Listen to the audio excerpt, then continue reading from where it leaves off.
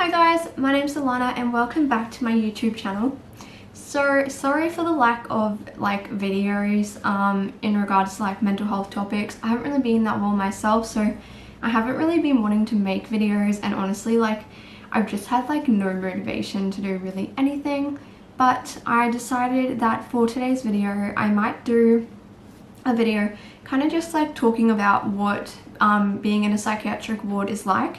I've seen a lot of other people's videos on this topic, and I thought I'd just share mine.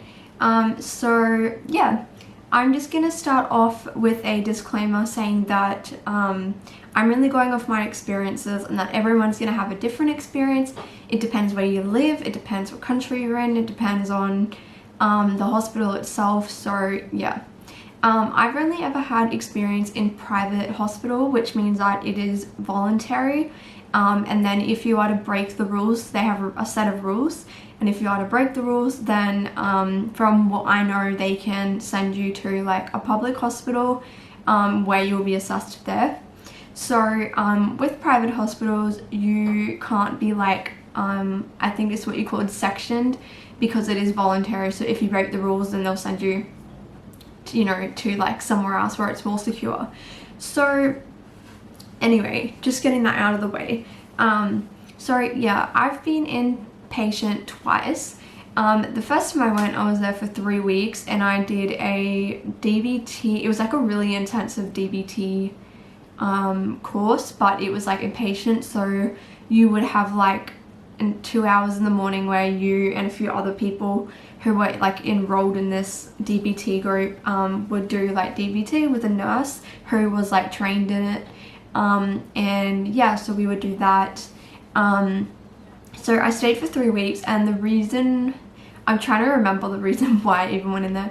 I went in, I think it was July of 2000 and I'm trying to think. I think it was July of last year. June or July. So I went in, I think it was because I was feeling quite suicidal. I was having a lot of issues with BPD, and so I went in for that, I think, and for other behaviors that were really unhealthy. So I went in for that, and yeah, I stayed for 3 weeks. My psychiatrist, so basically how it was is that this clinic has an inpatient ward, and then it has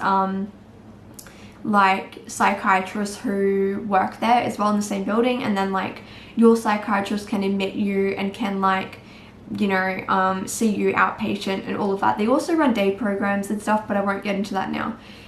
So yeah, I went in for that. So I would see my psychiatrist literally every 2 days, because they would check up on you and see how you're going. I had medication. The other reason I went in is because I had to get my medications changed, and it was going to be quite drastic. So because I was already really unwell, they needed to make sure that it was going fine. So yeah, I went in, and then I ended up swapping medications, and I did the DBT course, which went for 3 weeks. Apart from that, we did have activities that ran during the day, so you could go and do an art, if the art room was open with the art person, you could go do that. They have a lot of allied health stuff, so occupational therapists, or just other people who are trained in that area of kind of mental health community services. They would work there, and they would come in on certain days and do groups. You might have a yoga group, or maybe you do a mindfulness, you learn about mindfulness. So basically you're just given a bunch of skills that you can use. So yeah, but there were a lot of safety precautions, you weren't allowed certain things. It kind of depended on why you were there. So for me, I think they were a bit stricter, and I was getting checked on every 10, I think it was every 10 to 15 minutes, but it really just depended on your risk and why you were there. So yeah, that is basically what my first experience was like. My first experience was actually okay, because I did the DBT group every morning except for Friday, I think it was, it made the day go a lot quicker. Whereas when I went in the second time, which I'll talk about, it was under different circumstances for a different reason, and it was only for a week, but it honestly felt like ages, and I really hated it, and I didn't even want to go in to begin with. Whereas the first time I was a lot more like willing to go in because I was in a different mindset. So the second time I went in was in October of last year as well. So I went in because I was having a really bad like manic episode, and I was getting like psychotic, which I've made a whole video on, and I was having psychosis, and it was like getting really bad. I hadn't slept for like weeks, and I wasn't really eating, and I wasn't doing anything. I was just like going nuts. So I saw my psychiatrist like an emergency appointment, and he was like really concerned. So then he just like was like, you need to come in, because if you don't, you're gonna end up in the acute public hospital, or you're going to have to come back and see me like every 2 days, which because it's private, you have to pay, so it costs a lot of money to keep having appointments outpatient. And also like it's just not really ideal because it's in the city, and I have to, you know, like pay for parking and do all this stuff when I'm literally not in my right mind. And my parents were like working and stuff, so they couldn't be at home to like watch me. Because I was in this manic mind frame, when I'm like having a manic or like hypomanic episode, I don't like taking medications. I always start to have this weird thing where I think that I don't need medication, and that the government's like trying to use it to control people, and that like all these weird things. I start thinking like that, and so I start thinking that the medication is like poison and I don't want to take it. And I've had experiences in the past where I just stopped taking the medication. So I didn't really want to. When I was first becoming a bit manic, I avoided going to any doctor or medical professional, because I was like in my head, oh, they're just going to give me more medication, which they did, because that's the only way to kind of stop the manic episode getting worse, because if you leave it, it's going to get worse as well. But anyway, so I ended up getting an appointment, and then I was admitted the next day because my psychiatrist was like, yeah, this isn't going to work. So I did not want to go in. I was very much like, I don't want to go in. Wasn't keen on the idea of upping the medication, but in the end I ended up getting microtype and upped like heaps, and I was like, I went in, and then I stayed for like only a week. But both times my psychiatrist wanted me to stay longer, but I was just so sick of it. I was like, no, I just want to leave. Because it's voluntary, you can actually discharge yourself even if they like advise you not to. But yeah, so the second time I was in a different way of thinking, so I wasn't very keen on the idea, and I didn't particularly want extra medication. But you know, that was like the only way to stop the manic episode, because it was just like, it had been like I don't even know at that point, maybe a month, maybe like close to a month of me being like that, and it was just getting progressively worse. But the second time I went in, opposed to the first time, when I went in the first time, I did a lot of the groups, and I did actually interact with quite a lot of the other patients and stuff. But the second time I went in, I barely did any of the groups. I stayed in my room basically the whole week, and I didn't want to interact with anyone. The reason for that was because at the beginning, before the medication had like started to work, I was still hearing voices and stuff, and so because I was hearing voices quite loudly, and it was very distressing, I didn't want to be around people, because I would like, the voices would comment on other people, and it would like upset me, and it was just like, I just felt really uncomfortable. So I didn't want to like be around other people for that reason. And then the other reason was because I just honestly started to feel really like tired, obviously, because my medication was increased like a huge amount because it wasn't working, and I was still struggling to sleep and stuff. So yeah, I didn't really want to do anything, so I was exhausted, and I started to become like a little bit like depressed. Like I didn't have a depressive episode after, but thank goodness, but I think that was because my medication was sorted out very quickly, which was really good. But yeah, so I didn't really want to like do anything. So like the nurses would come in and be like, oh, like, are you okay? Like, you know, like, because I was staying in my room all the time, and they would encourage me to like go and do activities, but I just didn't want to do it. I just wanted to leave. I didn't want to be there. So it wasn't helpful, but the reason why I went in was because I was manic. So basically it was just like, we need to sort this out, sort your medication out, and then, you know, I could leave.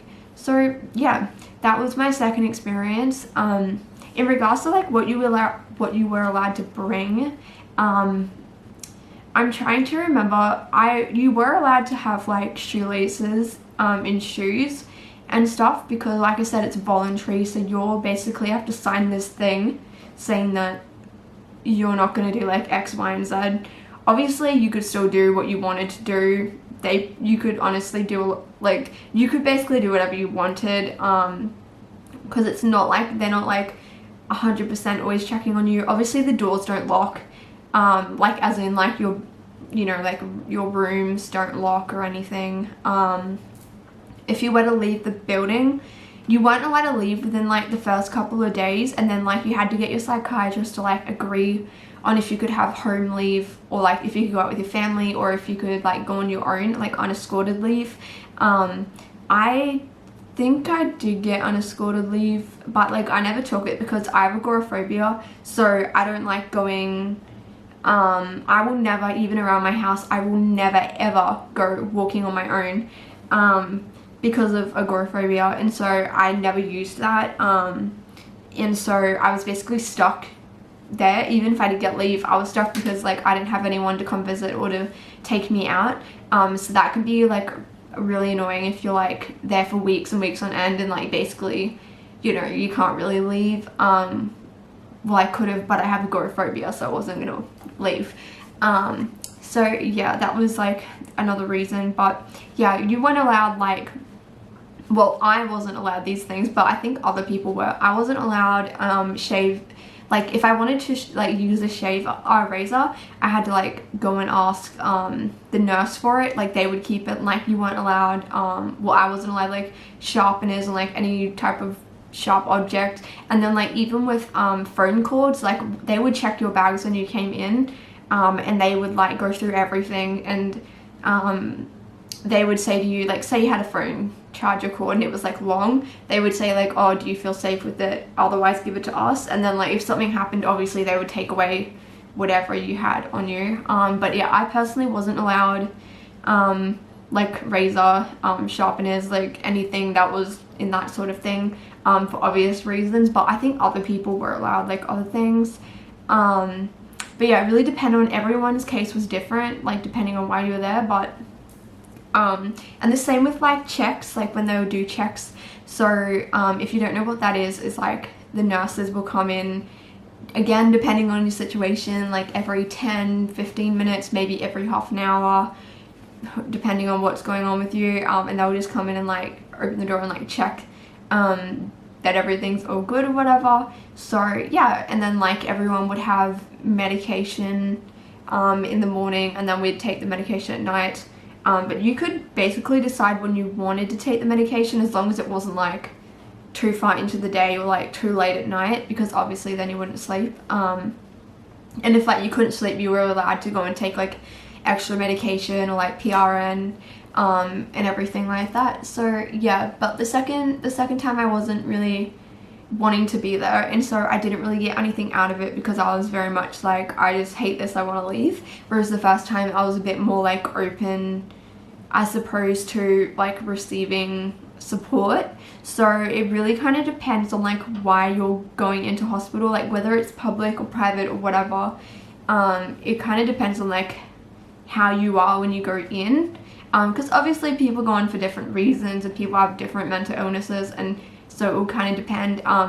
But because I was already in a very paranoid kind of psychotic, you know, like kind of like that, when I went in the second time, the way I saw everything was very different towards when I went in, because I wasn't myself. Whereas the first time I went in, I was just like severely depressed and like very just, you know, like depressed, and was struggling with BPD. But yeah, I don't know if I missed anything. I just thought that I'd make like this quick video while I was actually like feeling okay-ish, because like yeah, most days I've basically been doing nothing because I just had no motivation to do anything. But yeah, if you have any other questions, like you can just comment it down below. But if you're gonna say anything rude, or if you're gonna argue with me about private hospitals or whatever, because I've seen like a lot of people's videos who said they went private and everyone just like attacks them and says like it's not a real hospital and whatever else, when it is.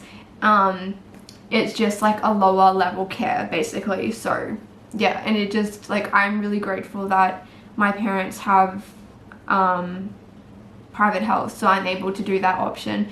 Obviously if I was really unsafe, I wouldn't be able to go there. So yeah, just gonna add that in as well. But I hope you guys enjoyed the video. Sorry that it was kind of long. My brain's really scattered at the moment, and my head is just not really working very well. But yeah, I hope that you guys got something out of the video, and like I said, you can comment it down below, but if you're gonna be rude, I'll just be getting rid of the comment. So yeah, thank you guys for watching, and I hope you're all staying safe. Love you. Bye.